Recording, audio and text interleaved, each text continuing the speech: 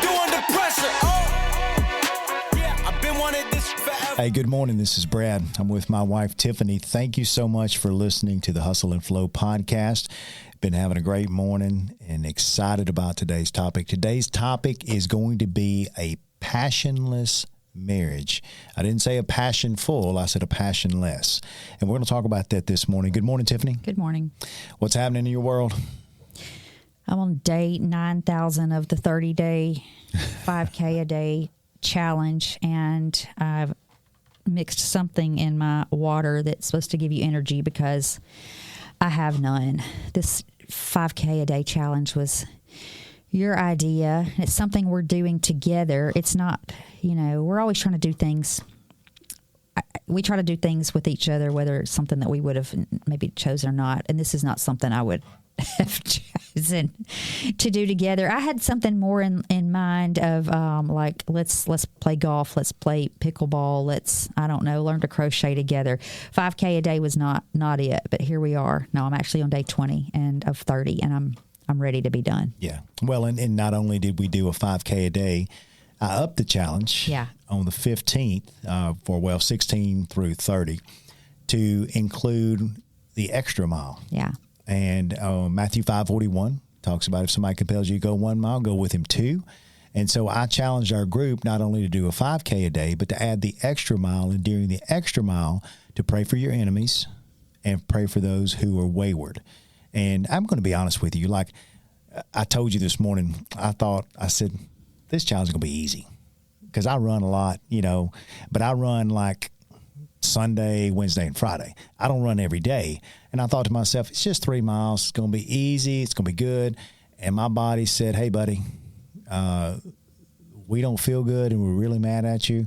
And then I got a 9-mile run Saturday. So trying to think about doing that, it's going to be insane. But I'm going to be honest with you, though. The extra mile I have enjoyed way more than the 3.1. Right.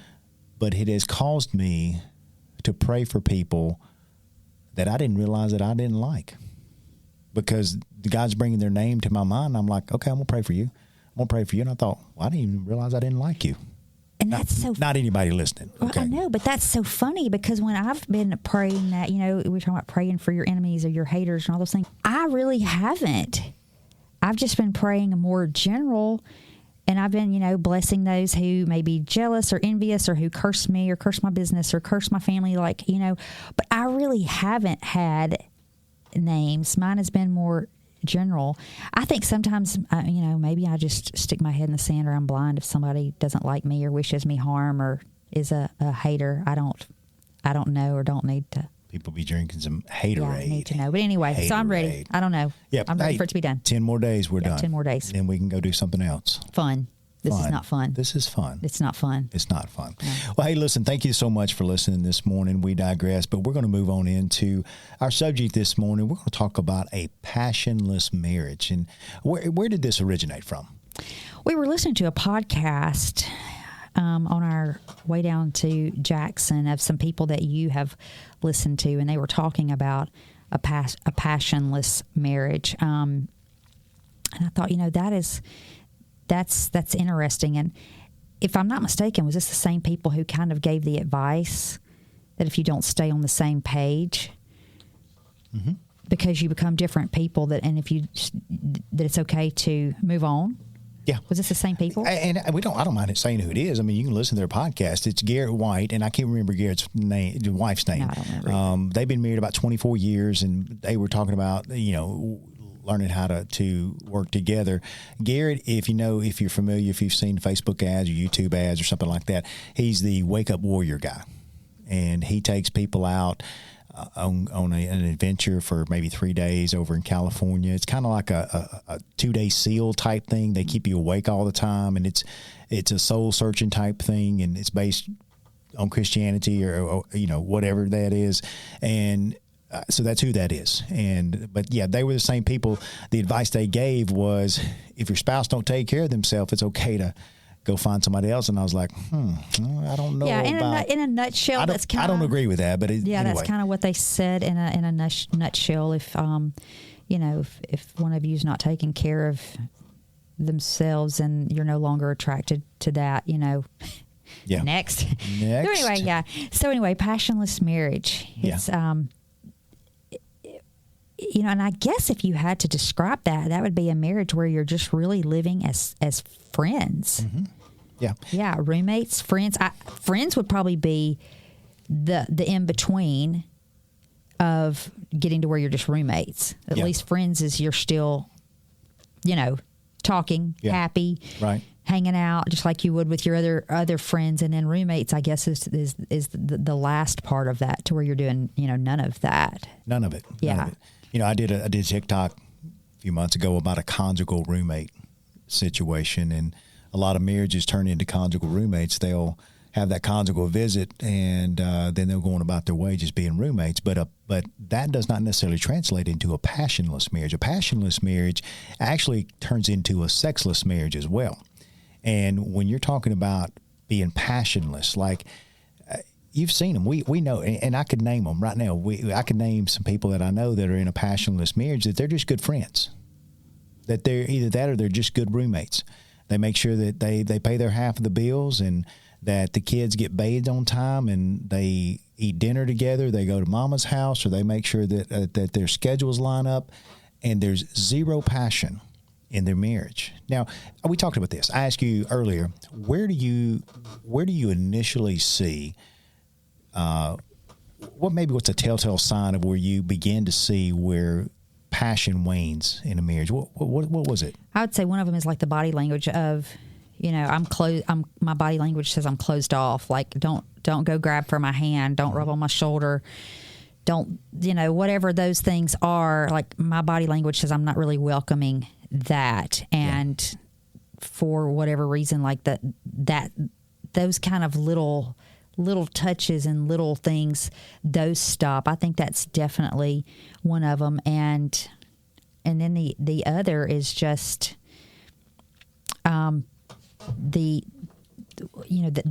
there's no empathy anymore. What was it? You start listening with ears of, or thoughts of, well, it sucks to be you. Mm-hmm. That's, sucks to be you. Yeah. Yeah. I think you're right. It's just care and concern in little touches.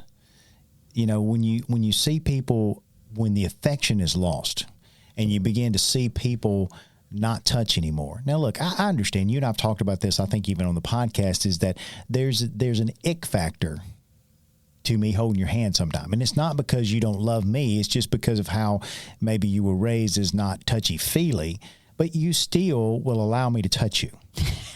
That sounds terrible.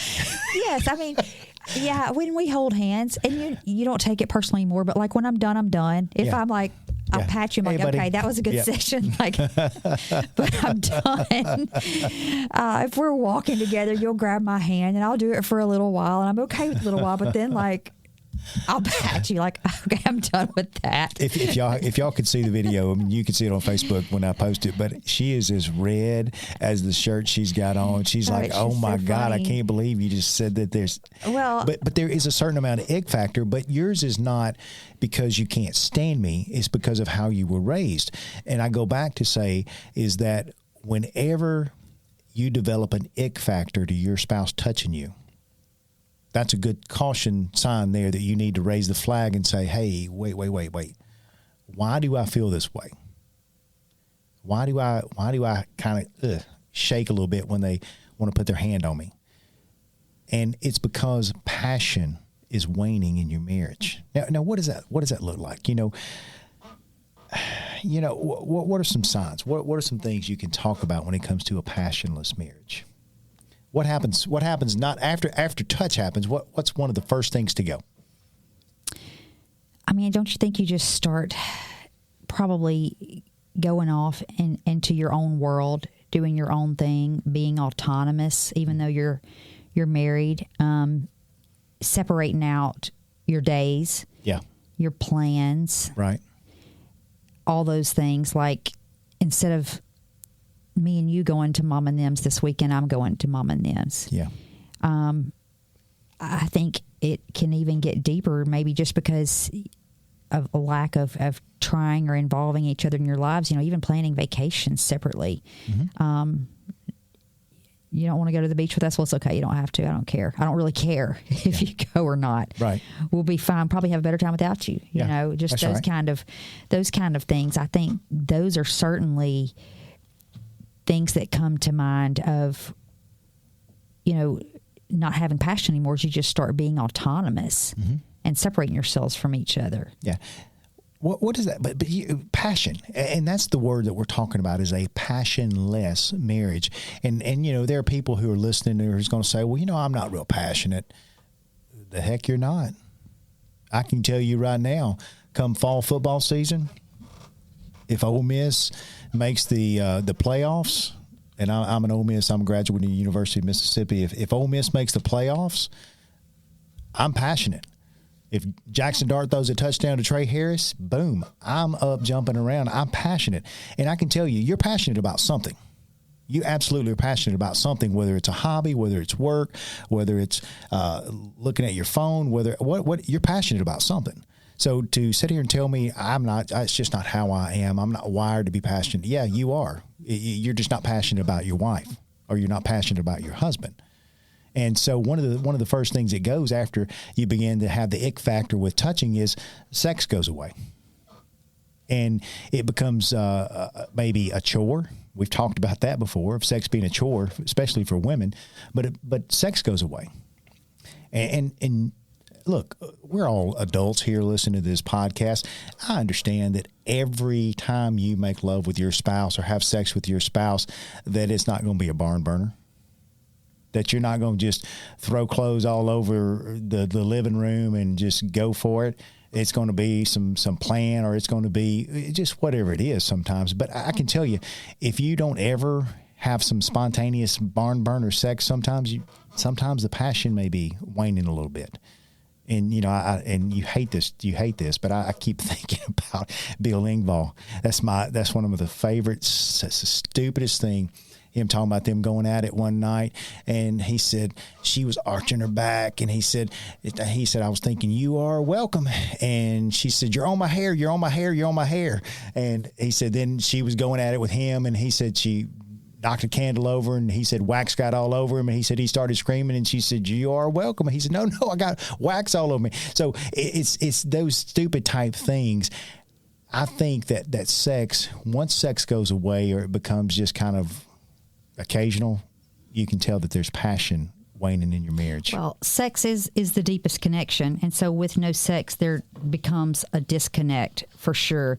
I personally don't believe, and somebody may want to debate me, I personally don't believe you can have the deepest level of passion and connection in your marriage without sex. I don't believe a sexless marriage is a passion-filled, deeply connected marriage. And somebody may disagree with me, and that's okay. They can be wrong, but that's right. I don't believe that you can take that out and stay passionate and deeply connected. So yeah. And this ain't about sex per se, but let's dig just a little bit deeper on that topic, because you said it is the deepest connection you can have. And expound on that just a little bit, because I mean, we understand the act is very intimate. Okay. You're beginning to see the most intimate parts of a person, but what do you mean in your opinion? Well, too, I mean, that's such a vulnerable thing when you're sharing all of yourself, and you know, you're naked most of the time, obviously, I guess. All those things, like, it's a very vulnerable time. And so that causes such a vulnerability that creates even a deeper level. And I believe it's easier to have passion when you know each other in those deep ways. If you don't, then it goes back to what we were talking about being roommates. Right. And just being friends. Mm-hmm. All friends are not vulnerable with each other. They're not. They're absolutely not. You know, so what separates us from just being good friends to being passionate in our marriage? Right, right. I think, too, it goes back to where you begin to, I guess, to have no compassion. You know, we talked about losing touch and losing feeling and getting the ick factor when they touch you, but then you begin just to lose interest. You know, I think the older I get, and I read a book a long time ago. It's called Raving Fans. If you've not read it, it's a really great book. But I don't want to be a raving fan of my University of Mississippi football team. I love them, and I can tell you who's playing and things like that. I don't want to be a raving fan of the Atlanta Braves. I like the Braves, went to the game not too long ago. I don't want to be a raving fan of any sports thing. I want to be a raving fan of you. And I want to know what you like. Well, this is what you used to like. What do you like now? What has changed in you? What is it that what's your thing that makes you go? You know, what are the little things that you like, the little things that you need? I'm not losing interest in you. What's the I can't remember the song about I'll be I'll be. That's the name of the song. It's talking about I want to be your biggest fan. And if you're not your spouse's biggest fan, you're missing something. You know, if you know more about your friend or your brother or your mama or social media more than you know about your spouse, you've got it backwards. And you can think, well, he's being mean. I'm not being mean. I'm telling you, when you lose interest in your spouse, you begin to have a passionless marriage. I want to know you. I want to know what makes you tick. You know, we were talking about this Father's Day we just celebrated. And you told me, you said, you're the hardest or worst, I don't know what your term was, the hardest or worst person to buy for. Yeah. And she said, because nobody knows what you want. You don't like anything. I was like, I began to think, am I? And I apologized to her. I said, I don't try to be difficult on purpose. I said, I just don't really need anything. I said, the only thing I really cared about was my family coming to see me, but they still want to buy stuff. But I think it goes back to when you lose interest, because I need to know at 50 years old, I need to know where you are now. I know where you were at 30, but where are you at 50? And I need to have compassion for that. Yeah. Well, and you know, what you're talking about becoming a fan and you know, you study your spouse and you know their likes and dislikes. I know what you like. I would have known what you like for Father's Day, but you already have all that.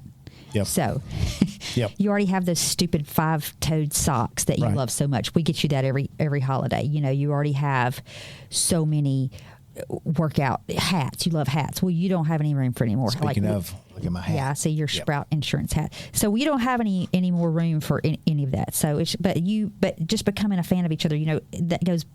One of the things I was thinking about is gestures.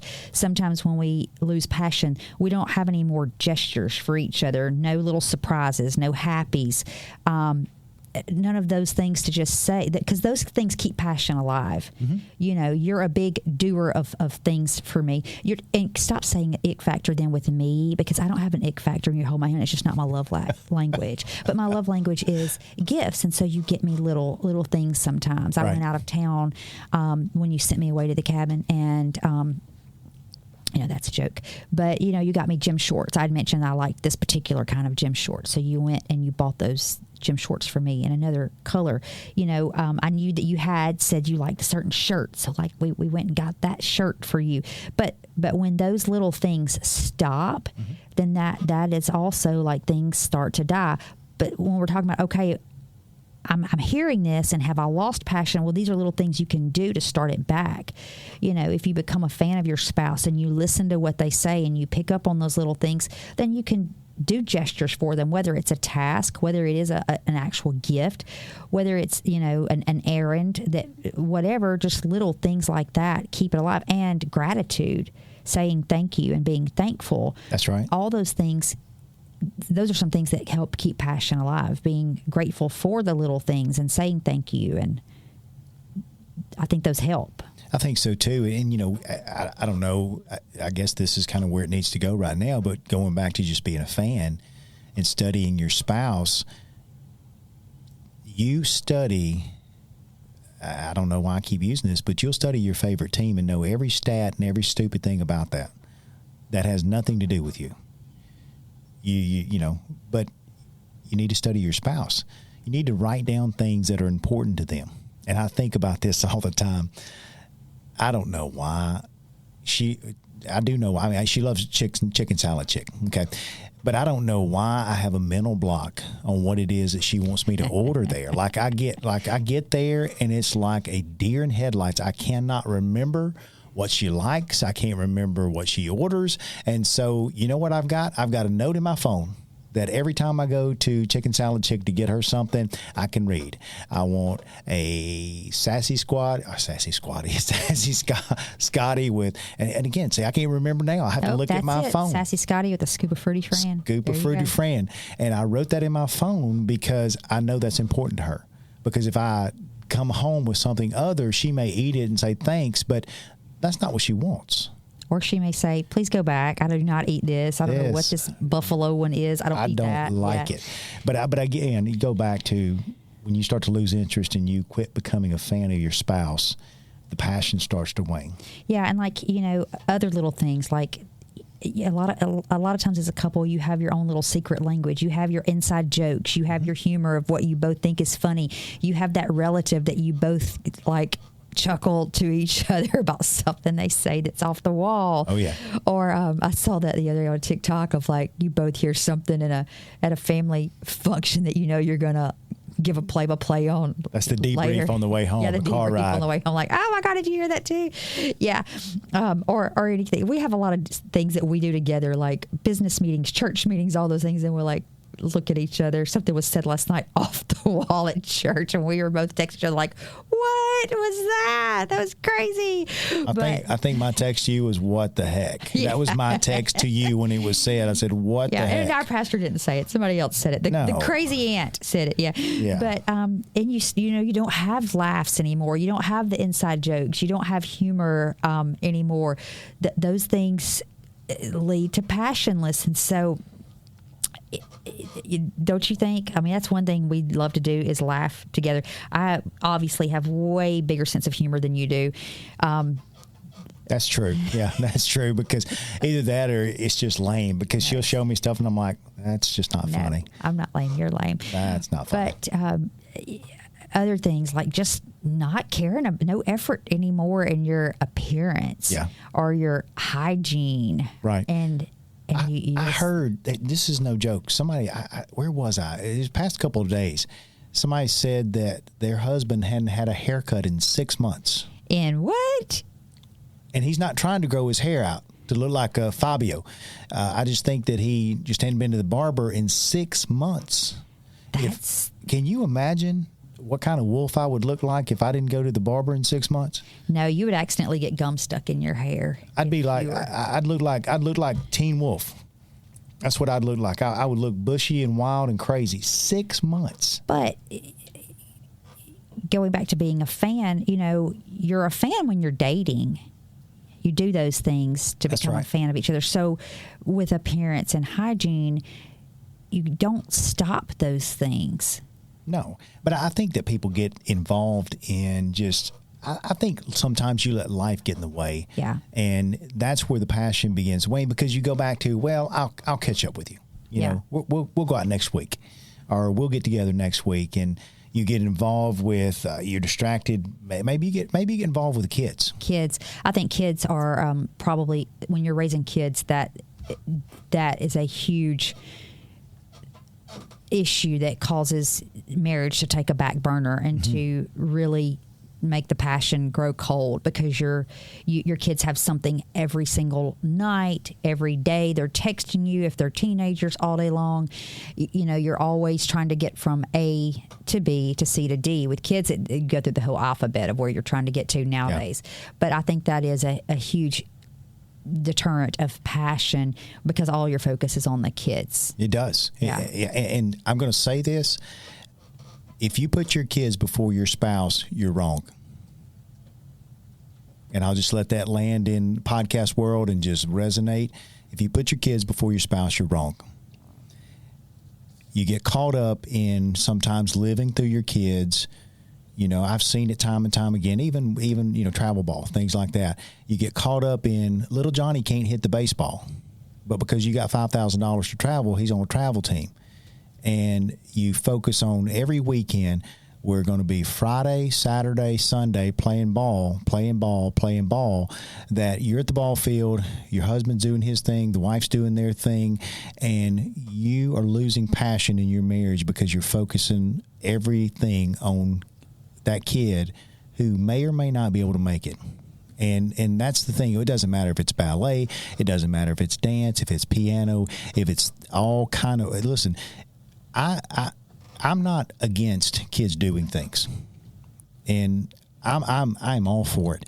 I believe kids need to be involved as much as they can, but at the expense of your marriage, it's wrong. And I believe that, because guess what's going to happen? They're going to move out.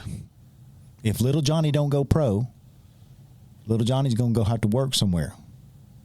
And he's going to have to move out of the house, and it's going to be you and your husband and the passionless marriage that you've created because you've focused on your kids, or vice versa. The dad does it as well, and he loses focus of his wife. And I can tell you, it's wrong. Yeah, and work. You know, one person could be all involved in kids, and the other person all involved in overworking. Absolutely. All the time. Too tired and too frustrated or too consumed with work to put time into being, you know, a fan and to creating moments that will lead to a passion-filled marriage instead of a passionless marriage. That's common as well. Anything that you're putting hobbies, you know, it's easy in our world that we're in because we see, because we do CrossFit and run, we see two different, you know, things that where you can, if you wanted to, you could spend all your time in fitness all the time, but people do it with hunting, with fishing, with all those other things too. Like I know families where's the husband every weekend? He's hunting, gone for the weekend, hunting. Yep. I guess there's some women that are gone for the weekend hunting. I don't know. It could happen. Or, you know, or fishing, just all those things. And there's nothing wrong with doing any of those Absolutely things in and not. of themselves, as long as it doesn't take away from you becoming autonomous and living your own life and doing what you want to do and forgetting, hey, I'm still married. What is my spouse? Like, is this interfering with my spouse? And so that we can keep us alive and the passion between us alive. And that's important. And independent hobbies. And I'll say this, you know, you're welcome to disagree with me. If I'm lying, call me out. I don't think I am, but you're not as enthused with running as I am. No, not at all. You run, but you're not as enthused. I'm not enthused with it at all. Well, you're not as enthused with even competitions or races or those type things. And so I just signed up for the Spartan Ultra in Dallas in October.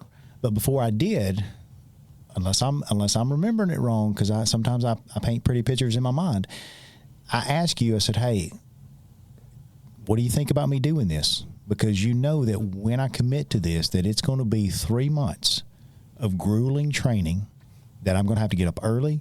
I'm going to have to spend a lot of time making sure that my body's ready to put in 8 to 10 hours of work on a course. And we talked about that. I didn't just sign up and say, hey, just want you to know I'm going to have to get up at 4 o'clock on Wednesday and I'll be gone for 4 hours on the road running. We talked about that. And so independent hobbies, though, if you don't talk about those things, can really, really be a problem. But I'll be honest, we are struggling right now at 52 and 50 to find a common hobby. You know, we're not perfect. So we're struggling to find a common hobby because you don't love running. I love running. Pickleball's okay, but we've not made time for it.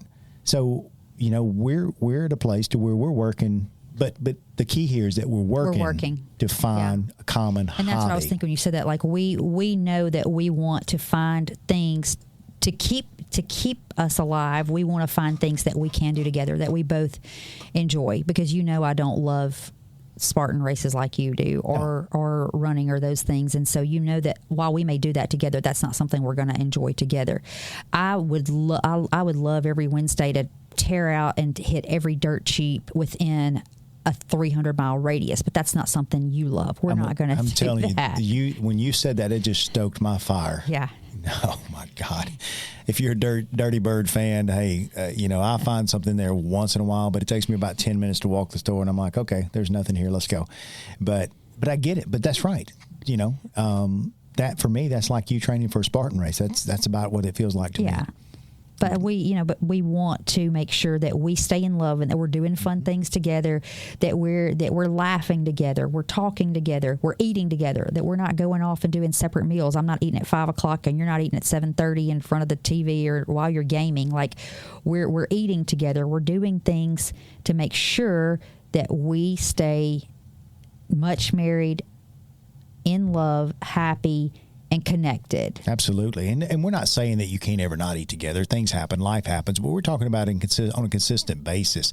If you're finding ways, I think this is it. If you're finding ways to create distance between you and your spouse, whether it's hobbies or games or food or whatever it is, vacation, you're headed for a passionless marriage. You're headed down that road, and it's not too late. You can turn this thing back, but it's hard to turn that ship back once it's headed in that direction. You really have to work hard to do it, and you have to work hard to make sure. Yeah, I think about sleeping arrangements. Look, this is one of those things. Unless there's health reasons you can't sleep together, it's not healthy for you to be in separate bedrooms. Well, I think a lot of times it happens though because of kids co-sleeping, because of snoring. I think is the number one reason. Probably out of anything that people separate each other. I don't. You think that's the number one reason for murder too? No, I don't know. Probably, maybe, but and I get it. I get that happens, and it's just easier for me to get a good night's sleep, and you get a good night's sleep, and not be kicked all night long because you're loud and you're keeping me up, whatever. But yeah, it's not. I don't think it's. But, some people would argue with us. There's whole things out there about it being the best thing for your marriage to sleep separately. Have you seen any of that? I've seen a little of that. And I don't know. There may be people that say we're absolutely wrong, that they're very happy because they don't sleep together at night. I don't know. Yeah, I don't know. Well, and everybody has their opinion. Turn the ship. So, one of the ways you can turn the ship is to some of these things that maybe that stick out. You go back to taking care of your hygiene and losing weight and getting skinny or whatever for somebody else, for the next person, but just making sure you go get a haircut, or you're brushing your teeth, or you're not having stained clothes on just because every day of your life. The small gestures, making time for each other, asking how your day was, and actually listening and not thinking, oh, it sucks to be you, but saying, oh gosh, well, I hope today's better. I'm going to pray about that and really doing it. Just starting with those small things, I think can turn the ship back in the right direction. Absolutely, and it can. And you may find yourself, look, you may be in your marriage. You may be happy but not have passion. Just happy roommates, good friends. You just kind of hang out together, but. Here's the thing. You fall out of love so easy. It's easy to quit saying I love you. It's easy to quit having that touch. You have to intentionally, constantly stoke the fire. You have to go out and chop some firewood and bring it in and put it on the fire. You can't just assume that there's firewood in the house. You got to go out and get some as well and bring it in. I know that's probably a redneck backwoods analogy, but it's the truth. I've got to put logs on the fire. I can't just assume that the fire is going to continue to burn day after day after day without me adding anything to it. And, sometimes you look at your spouse and you think, they're just a solid dude. She's a solid girl. That's a solid guy. And you just have a good, stable marriage, and you live your whole life unhappy and miserable with no passion. Because I can tell you, 52 and 50, we got some logs on the fire. There's some passion in our life. When I see you in the morning, I tell you every day, you're the best thing I wake up to. I bring your coffee. I try to give you a kiss on the cheek or a kiss on the head because we ain't doing nothing because we ain't brushed teeth. So I try to give you a kiss on the head, and I always try to tell you, good night, baby, I love you, because I want that passion to be in my life. And I don't want you at 50 years old to have to go find somebody else or do something else because I'm not giving you what you need. And listen, I don't care if you've been married 5 years, 10 years, 15, 20. You need to pay attention when the passion starts to wane in your marriage, and figure out why.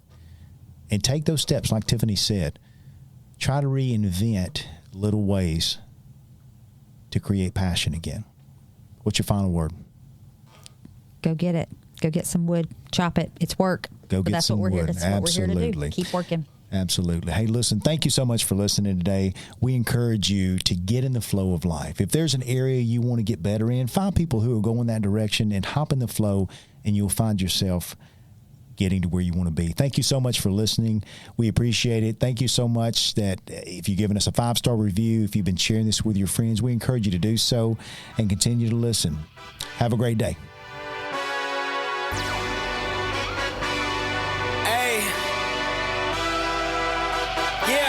Let's see how you do under pressure. Oh, yeah, I've been wanting this forever. I've been in the field with whatever they throw at me. Brush it off, pick myself up, moving on to the better. Okay.